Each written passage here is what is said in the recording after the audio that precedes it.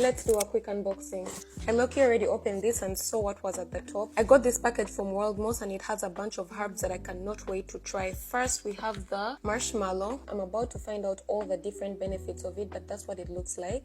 Next, we have dandelion root, burdock root. Okay, I also got this that I did not expect to be getting. I don't know what this is, but let's find out. What is this? Oh,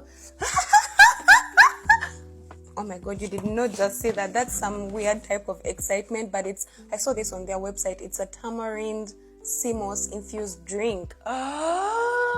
I have 3 tamarind sea moss drinks that I cannot wait to try. I think we are going to try one this morning. I'm going to break my fast on one. Let me find out the benefits of the different teas. I'm about to get into it, okay? And of course, I'm going to come back and let you know my 2 cents, okay? Okay. As always, do not forget to stay motivated, be patient, trust the process, and spread the love. I'll see you in the next one. Bye.